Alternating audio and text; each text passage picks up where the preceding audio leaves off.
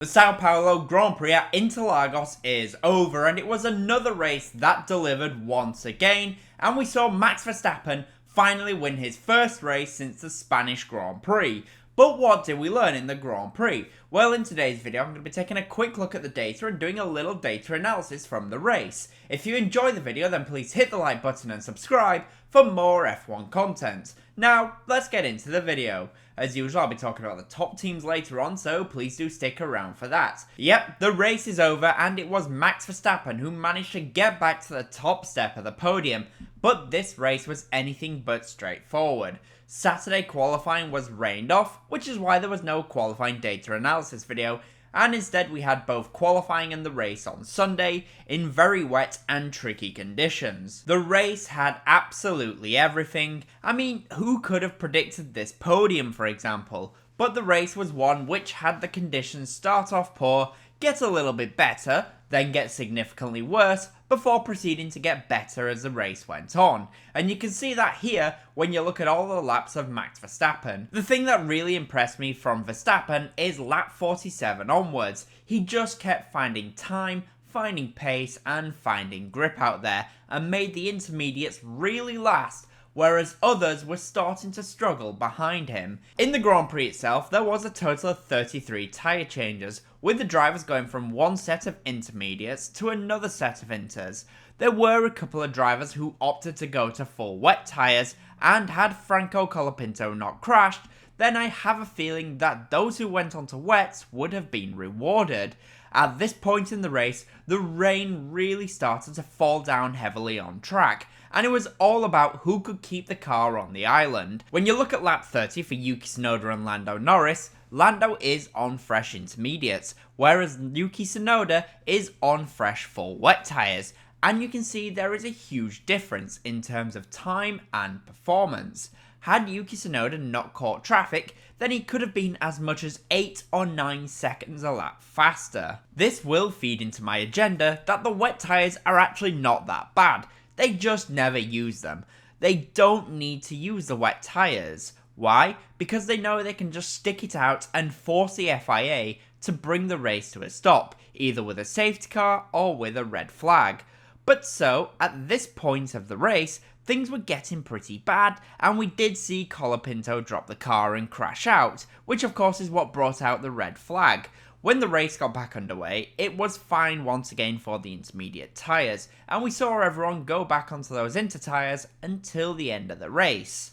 In the Grand Prix itself then, we didn't actually see any DRS being used. That would make sense because it could have led to a car losing control in a straight line.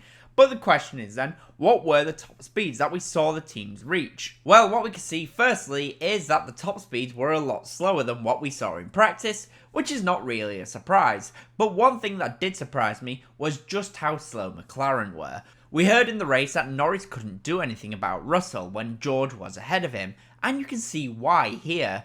Norris could only reach 314 km/h, and I think this is because McLaren opted to run a lot more downforce for the main Grand Prix, essentially preparing for the rain.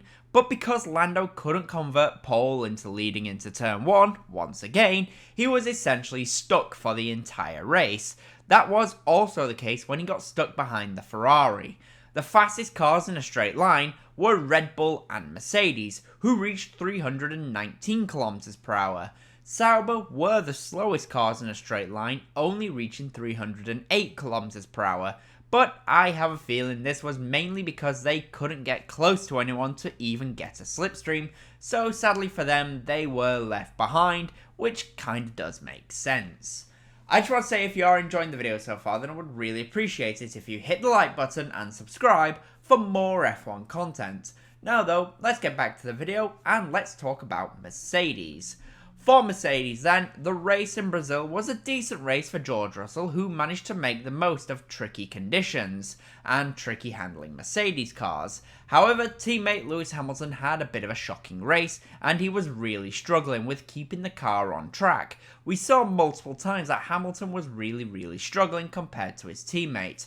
Russell was still having struggles, but George was able to have a better hand on the car, and Russell even managed to get back past Charles Leclerc after the Ferrari driver put an incredible overtake on him and Lando Norris. And when you compare the times of Hamilton and Russell, you can see that Russell clearly had an advantage over his teammate. It has to be said that Hamilton was in traffic a lot more and was involved in a lot more battles, but even when in clear air, Hamilton could not really match his teammate. Hamilton is now going into the final few races with the Mercedes team, and thankfully for Lewis, they are likely to be 3 dry races, so we should see some better performances from him. For Red Bull then, it was finally a return to form and the top step of the podium, as it was victory for Max Verstappen. It has been a very long time coming, but at last Max managed to win and pretty much ended any hope of Lando Norris winning the World Drivers' Championship. It is now pretty likely that Verstappen will either win the championship in Las Vegas or at Qatar during the sprint race, and this was Verstappen at his best. A wet circuit and he was on another level. We saw him very quickly make his way through the field as they were all struggling for grip. Max came through with ease until he got to Charles Leclerc and the Alpine cars. At this point, Verstappen was stuck, as Leclerc was not going to let him go easily. Even when he was stuck though, you can see here that he had very comparable lap times to Lando Norris in the McLaren. Leclerc stopped, as did Lando and George, but Verstappen and the 2 Alpine cars stayed out, and from here they really benefited.